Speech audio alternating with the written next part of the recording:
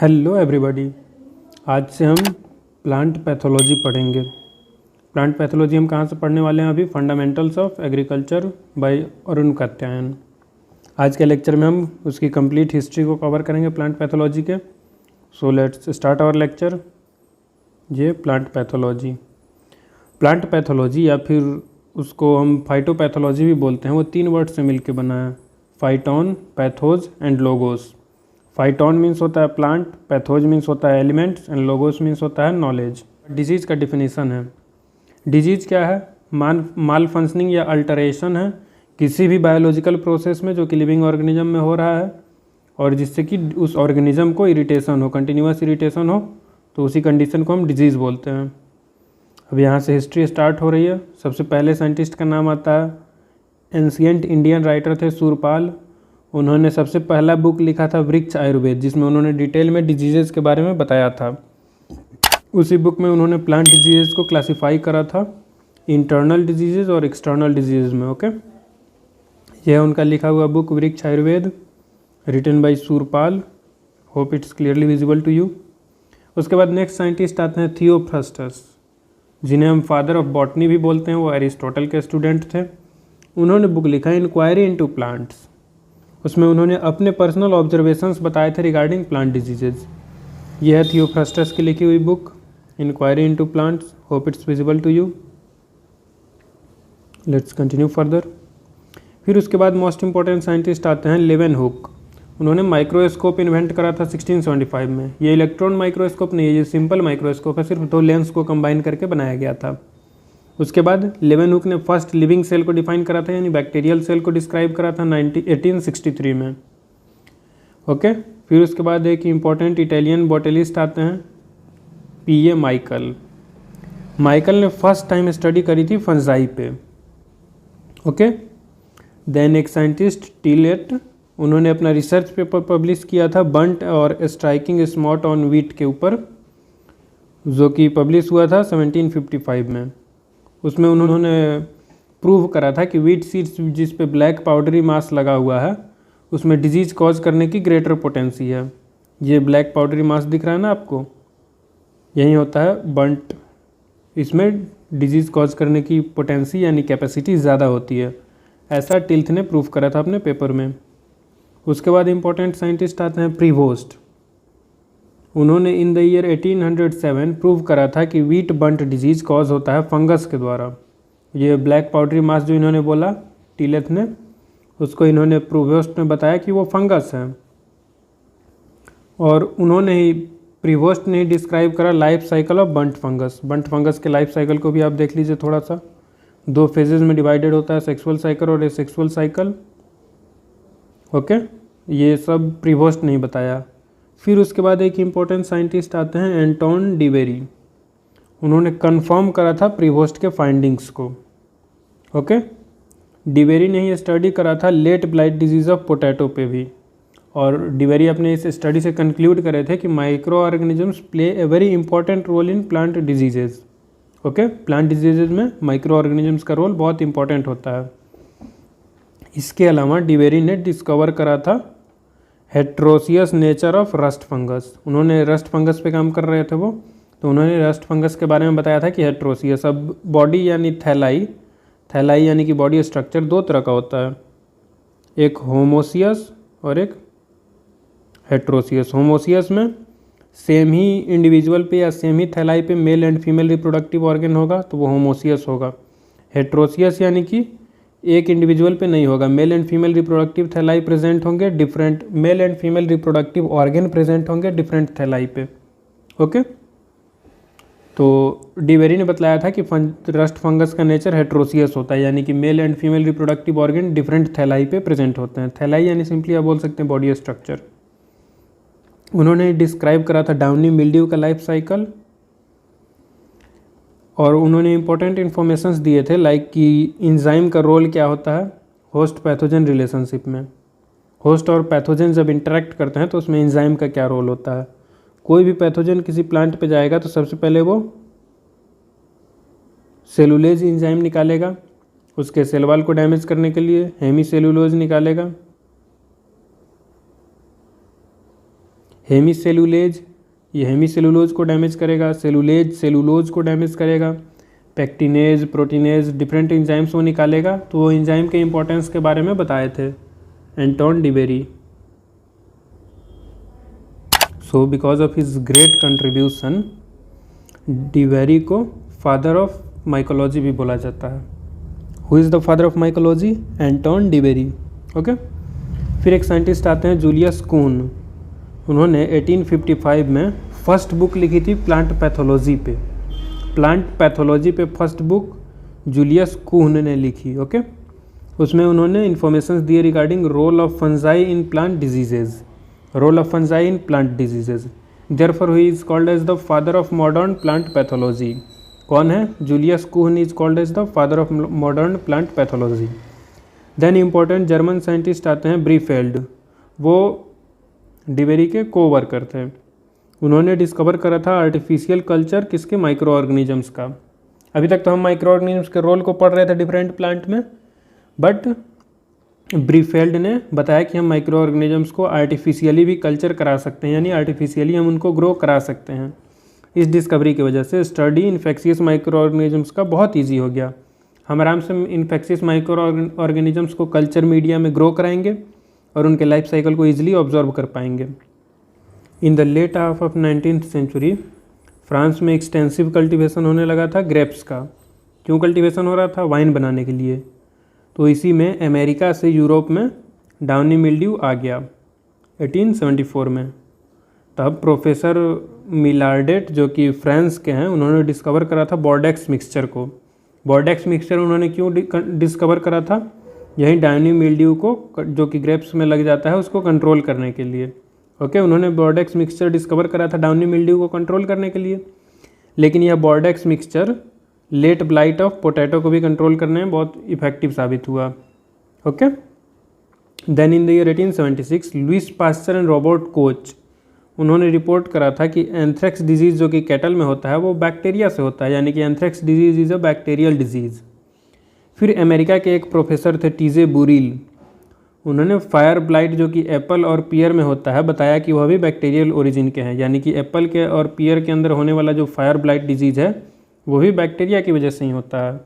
और उन्हीं के फेलो अमेरिकन साइंटिस्ट यानी टीजे बुरील के साथ ही काम करने वाले साइंटिस्ट EF स्मिथ, उन्होंने 1895 के एंड होते होते बता दिया importance of bacteria in plant pathogenesis, यानी कि प्लांट में जो भी डिजीजेस कॉज होते हैं उसमें बैक्टीरिया का क्या इंपॉर्टेंस है, क्या रोल है। फिर एक इम्पॉर्टेंट साइंटिस्ट आते हैं स्वेडिश साइंटिस्ट इरिक्सन, उन्होंने रिपोर्ट करा था existence of physiological races of rust fungus. Rust fungus पे अभी काम हुआ था, मतलब रस्ट फंगस को बहुत डिजीजेज में देखा गया है, लेकिन इन्होंने बताया कि रस्ट फंगस सिर्फ एक ही नहीं है, उसके अलग अलग स्ट्रेन्स अवेलेबल है, अलग अलग रेसेस अवेलेबल है। ओके। देन फिर EC स्टॉकमैन एक साइंटिस्ट है USA के, उन्होंने बताया कि उन्होंने एक कॉन्सेप्ट देने की कोशिश करी थी कि कंटिन्यूअस इवोल्यूशन हो रहा है नेचर में, तो इस वजह से पैथोजन के डिफरेंट रेसेस डिफरेंट बायोटाइप्स में वो स्पेशली रस्ट फंगस पे काम कर रहे थे। तो रस्ट फंगस को उन्होंने बेस रख के बताया था कि रस्ट फंगस में इवोल्यूशन की वजह से उसके पैथोजेनिक कैपेसिटी में चेंज आ रहा है, पैथोजेनिक कैपेसिटी चेंज हो रही है। और चूँकि पैथोजन की पैथोजेनिक कैपेसिटी चेंज हो रही है तो होस्ट की रेसिस्टेंस कैपेसिटी भी चेंज होनी कंपलसरी है। तो होस्ट के रेसिस्टेंस कैपेसिटी में भी इवोल्यूशन हो रहा है ताकि दोनों साथ ही साथ सर्वाइव कर जाएं, क्योंकि अगर पैथोजन की पैथोजेनिक कैपेसिटी बढ़ जाएगी तो वो तो सारे होस्ट को ही बीमार कर देगा और ख़त्म हो जाएगा होस्ट ही। इसी वजह से पैथोजन में पैथोजेनिक कैपेसिटी बढ़ रही है तो साथ में होस्ट में रेसिस्टेंस कैपेसिटी भी बढ़ रही है। फिर एक इम्पॉर्टेंट साइंटिस्ट आते हैं ब्लेक्सली, उन्होंने 1904 में डिस्कवर करी हेट्रोथैलिज्म इन फंजाई। हेट्रोथैलिज्म अभी पहले भी बताए थे बट फिर से बता देते हैं। हेट्रोथैलिज्म क्या होता है? Production of 2 types of thallus, production of 2 types of thallus. और थैलस को स्पेशली फंजाई के केस में हम क्या बोल देते हैं? हाइफी, और प्लूरल को हाइफा बोलते हैं। 2 टाइप ऑफ थैलस हैं, एक को हम लोग बोलते हैं पॉजिटिव स्ट्रेन, दूसरे को बोल देते हैं निगेटिव स्ट्रेन। ओके। अभी एक न्यूक्लियाई पॉजिटिव स्ट्रेन से आएगा, एक निगेटिव स्ट्रेन से आएगा, और यह दोनों न्यूक्लियर फ्यूज़न करेंगे और इस न्यूक्लियर फ्यूजन से जाइगोट बनेगा। यही होता है हेट्रोथैलिज्म। न्यूक्लियाई दो डिफरेंट इंडिविजुअल से आ रहा है। हेट्रोथैलिज्म को सिंपल वर्ड्स में क्या बोलेंगे? Nuclei from two different individuals,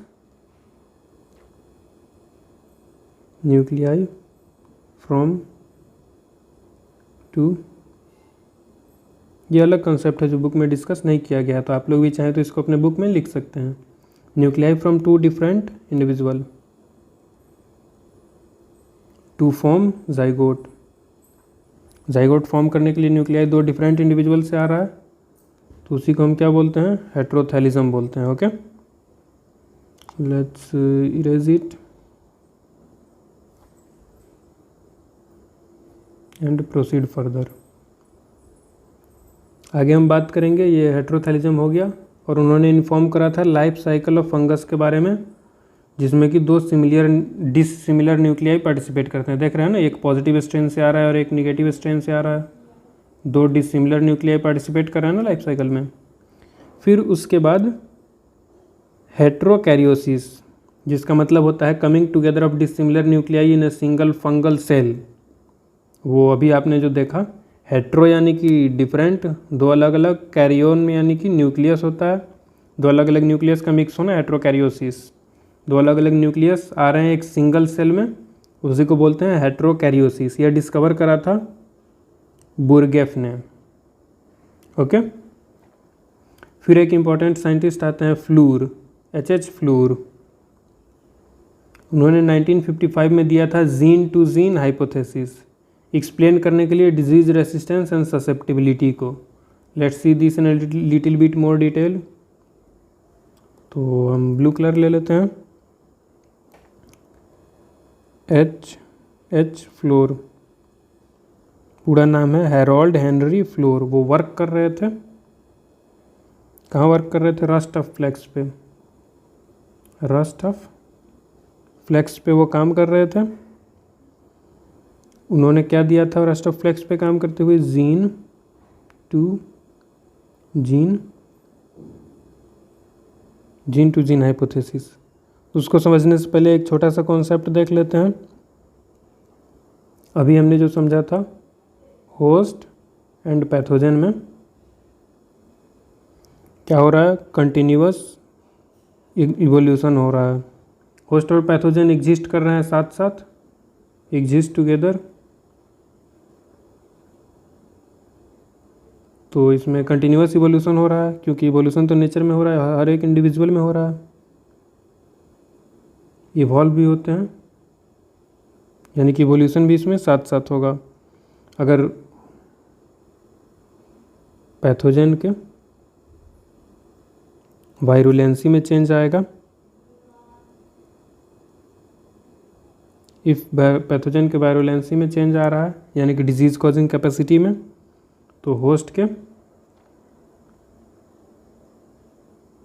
resistance में भी चेंज आएगा। ओके, और इस दोनों के बीच में एक बैलेंस बना रहता है, ताकि दोनों साथ में कोएग्जिस्ट कर पाएँ। तो जीन टू जीन हाइपोथेसिस, ये समझ में आ गया। होस्ट और पैथोजन साथ में रह रहा है, एग्जिस्ट कर रहे हैं साथ में, तो उनमें इवोल्यूशन भी साथ साथ हो रहा होगा, एक साथ वो दोनों को इवॉल्व कर रहे हैं। पैथोजन के अगर वायरुलेंसी में चेंज आ रहा है, यानी डिजीज कॉजिंग कैपेसिटी में चेंज आ रहा है, तो उसकी वजह से होस्ट के रेसिस्टेंस में भी चेंज होना कंपलसरी हो जाता है। दोनों में बैलेंस अगर रहेगा तभी वो दोनों साथ में एग्जिस्ट कर सकते हैं। ओके, तो अब आपको जीन टू जीन हाइपोथेसिस समझ में आ जाएगा। अब जीन टू जीन हाइपोथेसिस का स्टेटमेंट क्या है? For each resistance gene in the host, for each resistance gene in the host, host के अंदर जो भी रेसिस्टेंट जीन है जो इवॉल्व हो रहा है, डेवलप हो रहा है, उसके लिए for each resistance gene in the host, there is a corresponding gene for virulence in the pathogen. There is a corresponding gene for virulence in pathogen,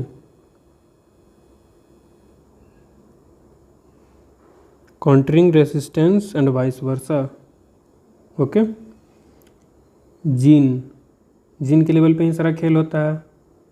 resistance का कोई जीन है, अगर होस्ट कोई स्पेसिफिक रेसिस्टेंस का gene develop करेगा तो उसके corresponding gene में एक वायरुलेंस वाले जीन में भी डेवलपमेंट हो जाएगा, किसमें, पैथोजन में, ताकि अगर होस्ट अपने बचने का कोई नया उपाय खोजेगा तो पैथोजन अटैक करने का नया उपाय खोज लेगा, क्योंकि पैथोजन सर्वाइव तभी करेगा जब वो होस्ट पे अटैक करेगा, उसको वहीं से न्यूट्रिशन मिलेगा, वहीं पे वो अपना रिप्रोडक्टिव साइकिल पूरा करेगा। तो इसी वजह से दोनों में अगर इवोल्यूशन हो रहा है, वो तो नेचर का रूल है, उसको हम रोक नहीं सकते हैं, तो दोनों साथ साथ इवॉल्व हो रहे हैं। उसमें अगर अटैक करने का पावर डेवलप हो रहा है तो इसमें रेसिस्ट करने का, अपने आप को बचाने का पावर डेवलप हो रहा है। यही है जीन टू जीन हाइपोथेसिस। उससे क्या एक्सप्लेन हो रहा है, disease resistance and susceptibility, disease resistance and susceptibility. Okay, फिर एक साइंटिस्ट आते हैं निधेम, उन्होंने रिपोर्ट करा प्लांट पैरासिटिक निमेटोड्स वीट गल में, यानी सिंपली उन्होंने वीट गल का प्लांट पैरासिटिक निमेटोड देखा था। फिर एक इम्पॉर्टेंट साइंटिस्ट आते हैं in the year 1875, Berkeley and Schacht ने डिस्कवर करा था root knot nematode and cyst nematode, किसमें, बीट में। ओके, फिर कॉब ने स्टडी करा था स्ट्रक्चर किसका, प्लांट पैरासिटिक निमेटोड का, और क्लासिफाई भी करा था उसको। कॉब ने फर्स्ट टाइम स्टडी करा था प्लांट पैरासिटिक निमेटोड के स्ट्रक्चर को, और प्लांट पैरासिटिक निमेटोड्स को क्लासिफाई भी करा था। फिर एक इम्पॉर्टेंट साइंटिस्ट आते हैं एडोल्फ मेयर, जो कि first time in the year 1836 discover किए थे कि viral diseases tobacco Mosaic virus, tobacco Mosaic को, ठीक, ये है नॉर्मल लीफ और उसमें टोबैको मोजाइक का इन्फेक्शन हो गया तो देख सकते हो उसकी कंडीशन कैसी हो जाती है। ये आप लोगों ने नेचुरली देखा ही होगा डिफरेंट प्लांट्स में, मैंगो में, पीपल में। ओके, और एडोल्फ मेयर ने प्रूव करा था सैप यानी कि लिक्विड सब्सटेंस जो कि हम डिराइव करते हैं डिजीज्ड प्लांट से, उसमें हेल्दी प्लांट को इन्फेक्शन कॉज करने की पोटेंसी होती है। ओके, डिजीज्ड प्लांट से जो भी हम सैप डिराइव करते हैं उसके लीफ से, लीफ में ही मेनली इन्फेक्शन हो रहा है। सैप यानी लिक्विड सब्सटेंस होता है, उसमें वायरस पार्टिकल्स होंगे तो वो डेफिनेटली हेल्दी प्लांट को डिजीज़ कर ही देगा।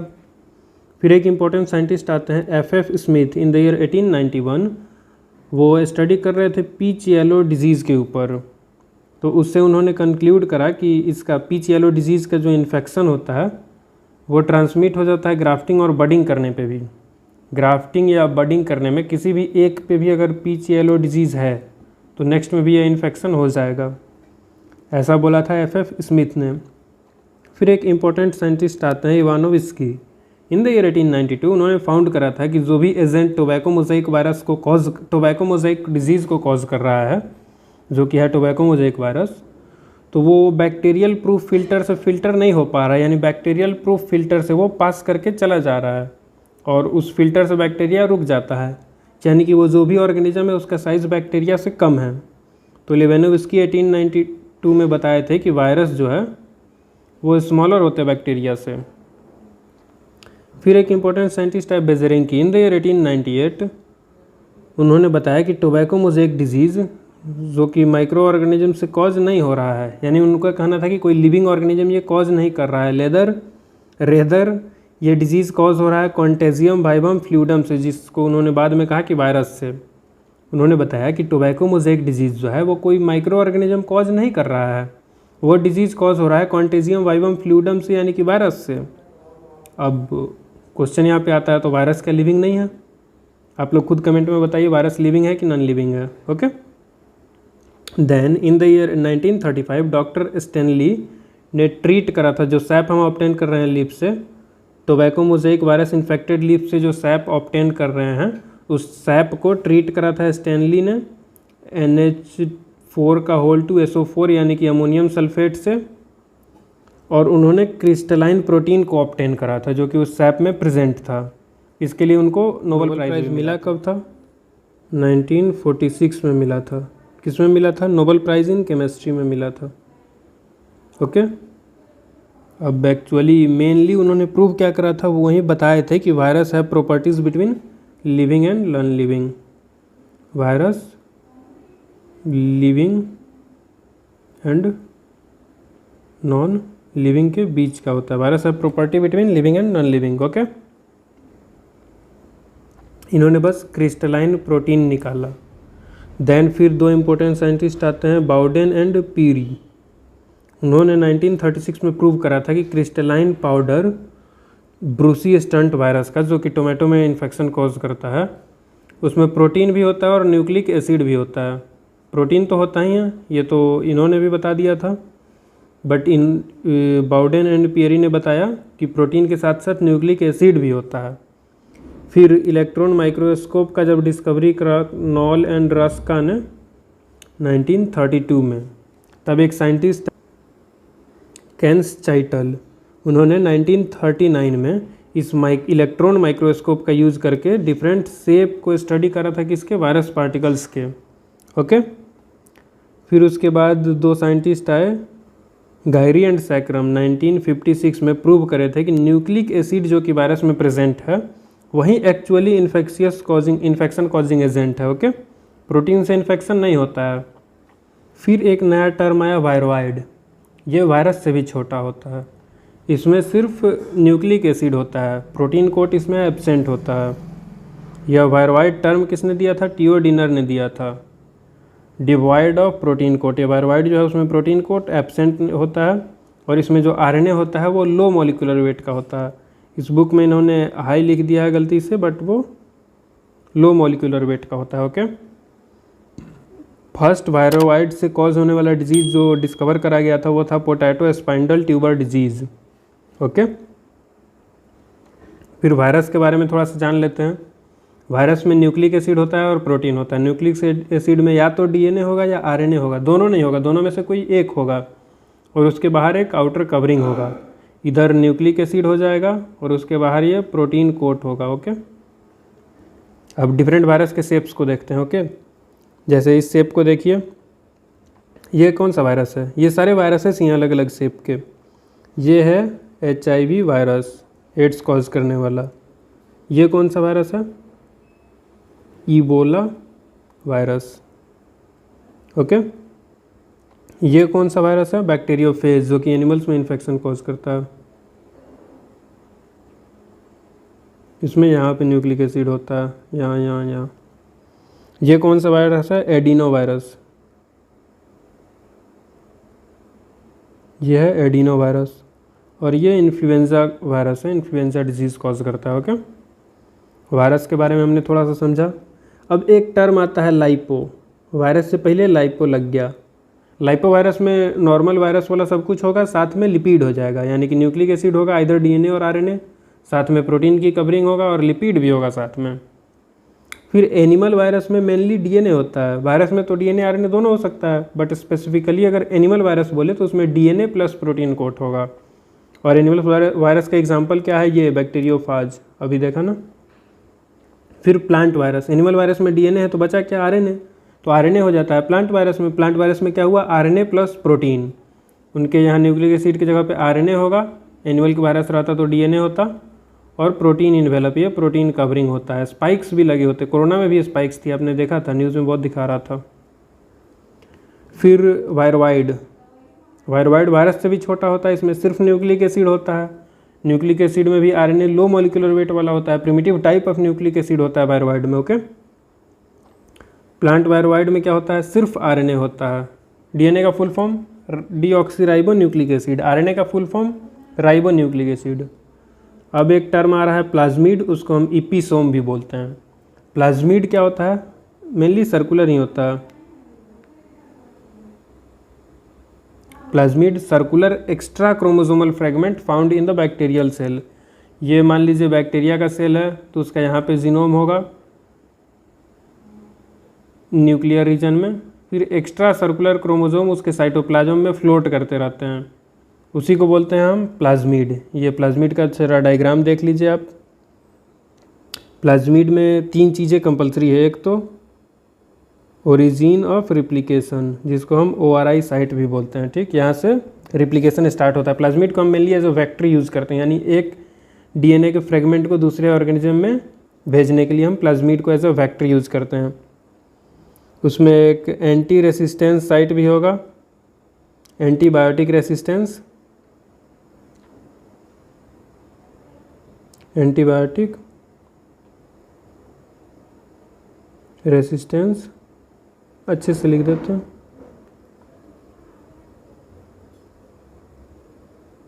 एंटीबायोटिक रेसिस्टेंस, ये जेनेटिक्स में आप लोग पढ़ेंगे अच्छे से। और फिर रिस्ट्रिक्शन इंजाइम रिकॉग्निशन साइट भी होगा, डिफरेंट रिस्ट्रिक्शन इंजाइम्स के लिए different recognition site, recognition site किसको रिकॉग्नाइज करेगा, रिस्ट्रिक्शन इंजाइम को, रिस्ट्रिक्शन इंजाइम को यह साइट रिकॉग्नाइज करेगा और रिस्ट्रिक्शन इंजाइम यहाँ से कट लगा के जो भी हम डीएनए फ्रेगमेंट इंसर्ट करना चाहते हैं उसको इंसर्ट कर देंगे और फिर ये प्लाज्मिड को हम ट्रांसफ़र कर देते हैं दूसरे ऑर्गेनिज्म में। ओके, तो ये हुआ प्लाज्मिड। वायरस, वायरवाइड और प्लाज्मिड, इन सब में न्यूक्लिक एसिड होता है लेकिन इनका अपना मेटाबॉलिक पोटेंशियल नहीं होता है, यानी मेटाबॉलिज्म के लिए कोई मशीनरी इनके पास नहीं होती है। Virus, वायरवाइड, plasmid. वायरस आपने देखा स्ट्रक्चर, प्लाज्मिड आपने देखा स्ट्रक्चर, वायरवाइड भी देख लीजिए, ये है वायरस। और वायरवाइड बहुत छोटा होता है, ये जो दिख रहा है ना, I will change the colour, red ही ले लेते हैं, अच्छे से दिखेगा। ये जो दिख रहा है, यहाँ जो दिख रहा है, ये सब है वायरवाइड। देख रहे हैं, वायरस से भी बहुत छोटा होता है, मल्टीपल टाइम्स छोटा होता है वायरस से। ओके, फिर एक जापानीज साइंटिस्ट आते हैं Doi et al, in the year 1967। उन्होंने एक्सप्लेन करा कि disease like witches broom of potato, mulberry dwarf, aster yellow ETC, ये जो कि पहले हम लोग मानते थे कि वायरल ओरिजिन के यानी वायरल डिजीज़ है, ये एक्चुअली वायरल डिजीजेज नहीं हैं। ये कॉज होते हैं एमेलोज से, एमेलोज यानी माइकोप्लाज्मा लाइक ऑर्गेनिजम्स से। अब यह माइकोप्लाज्मा क्या चीज़ है? माइकोप्लाज्मा वायरस से बड़ा होता है लेकिन बैक्टीरिया से छोटा होता है। माइकोप्लाज्मा का साइज वायरस और बैक्टीरिया के बीच का होता है। माइकोप्लाज्मा में सेल वॉल नहीं होता है, माइकोप्लाज्मा में कोई सेल वॉल नहीं होता है, सिर्फ साइटोप्लाज्म उसका जो है वो कवर्ड होता है लाइपोप्रोटीनियस लेयर से, यानी कि प्लाज्मा मेम्ब्रेन से, जिसे हम साइटोप्लाज्मिक मेम्ब्रेन भी बोलते हैं। और यह माइकोप्लाज्मा हाईली रेसिस्टेंट होता है एंटीबायोटिक पेनिसिलिन से। पेनिसिलिन से क्यों रेसिस्टेंट है? क्योंकि पेनिसिलिन सेल वॉल पे काम करता है और इसके पास तो सेल वॉल है ही नहीं। बट यह सेंसिटिव है टेट्रासाइक्लिन एंटीबायोटिक से, यानी कि टेट्रासाइक्लिन से हम इसको एमेलोज को किल कर सकते हैं। ओके, यह M L O mycoplasma like organism first time isolate करा कि किससे गया था? सीप से, जो कि इन्फेक्टेड था प्लूरोनिमोनिया से। प्लूरोनिमोनिया से जो इन्फेक्टेड सीप था उससे फर्स्ट टाइम हम आइसोलेट किए थे एमेलोज को। इसी वजह से एमेलोज का दूसरा नाम क्या है? Pleuropneumonia like organism, PPLO। PPLO किससे रेसिस्टेंट है? पेनिसिलिन से। और सेंसिटिव किसके लिए है? टेट्रासाइक्लिन के लिए। और फिर उसके बाद ऐसा बोला गया कि most of the yellow diseases जो कि प्लांट्स में होती हैं वो माइकोप्लाज्मा से ही कॉज की जाती हैं। ओके, अब हम कुछ इंडियन साइंटिस्ट्स के बारे में पढ़ लेते हैं। सबसे पहला नाम आता है KR कीर्तिकर। वो एक पायोनियर वर्कर हैं प्लांट पैथोलॉजी इन इंडिया में। फर्स्ट इंडियन साइंटिस्ट है जो कि कलेक्ट करे थे डिफरेंट फंजाई को और उनको आइडेंटिफाई करे थे। फिर EJ बटलर का नाम आता है जो कि imperial research institute Pusa Bihar के हैं। उन्होंने 1910 से पहले ही डिटेल स्टडी करी थी फंजाई पे और डिजीज़ जो कि फंजाई से कॉज होते हैं उस पर, और उस स्टडी के बेसिस पे उन्होंने एक बुक लिखा था fungi and diseases in plants. इसी वजह से उनको father of modern plant pathology बोला जाता है इंडिया का। Father of modern plant pathology in India किसको बोला जाता है? EJ बटलर को। और अभी आपने ऊपर देखा था फादर ऑफ मॉडर्न बोला जाता है जूलियस कुहन को। दोनों में कंफ्यूज नहीं होना है। Father of modern plant pathology अगर पूछेगा तो जूलियस कुहन आंसर जाएगा, और father of modern plant pathology in India पूछेगा तो EJ बटलर जाएगा। फिर एक साइंटिस्ट आते हैं JF डस्टर। वो फर्स्ट इंडियन प्लांट पैथोलॉजिस्ट है जो कि स्टडी करे थे डिटेल में फंजाई और उनके डिजीजेज को। ओके, फिर एक साइंटिस्ट आते हैं BB मुंडूकर। उन्होंने डेवलप करा था रेसिस्टेंट वैरायटी। किससे रेसिस्टेंट? कॉटन विल्ट डिजीज से रेसिस्टेंट वैरायटी को डेवलप करा था उन्होंने, और उनको ही क्रेडिट जाता है आइडेंटिफाई और क्लासीफाई करने का स्मट फंजाई जो कि इंडिया में पाया जाता है। Smut fungi which are found in India we are identified and classified by Mundkur. Okay, Mundkur ने इस्टेब्लिश करा था Indian phytopathological institute, Indian phytopathological institute, और एक पब्लिकेशन भी स्टार्ट करे थे, पब्लिकेशन ऑन इंडियन फाइटोपैथोलॉजी 1948 में स्टार्ट करा थे उन्होंने। फिर साइंटिस्ट एक हैं डॉक्टर करमचंद मेहता, केसी मेहता, वो आगरा कॉलेज के, उन्होंने डिस्कवर करा था disease cycle of serial rust in India, serial rust के डिजीज साइकिल को खोजा था इंडिया में। फिर professor Jaichand Latur and star ने डेवलप करा था solar seed treatment technique, solar seed treatment technique, control किसको करने के लिए, स्मॉट डिजीज़ इन वीट, वीट में जो स्मॉट डिजीज़ होते हैं, स्मॉट डिजीज़ इन वीट, उसको कंट्रोल करने के लिए उन्होंने सोलर ट्रीटमेंट टेक्निक खोजी थी, जो कि सीड पे करते थे, उससे स्मॉट डिजीज़ कंट्रोल हो जाता था। फिर एक साइंटिस्ट आते हैं एमजे थिरुमल्चर, उन्होंने एक्सटेंसिव स्टडी करी थी रस्ट और स्मट्स पे इंडिया में। थिरुमल्चर ने कंपनी ज्वाइन करी हिंदुस्तान एंटीबायोटिक्स, और वहाँ पे उन्होंने डिफरेंट एंटीबायोटिक्स को डिस्कवर करा था, जैसे ओरियोफंजीन, स्ट्रिप्टोसाइक्लिन, उसका सक्सेसफुल यूज़ होता है प्लांट डिजीज़ कंट्रोल करने के लिए। ओके, आज का लेक्चर बहुत बड़ा हो गया तो इसको यहीं पे रखते हैं। नेक्स्ट लेक्चर में हम सारे अप्रॉक्स 100 टर्मिनोलॉजी है इस बुक में, उसको हम डिस्कस करेंगे अपने नेक्स्ट लेक्चर में। So thank you for watching the lecture, till then keep smiling and keep studying, have a nice day, bye.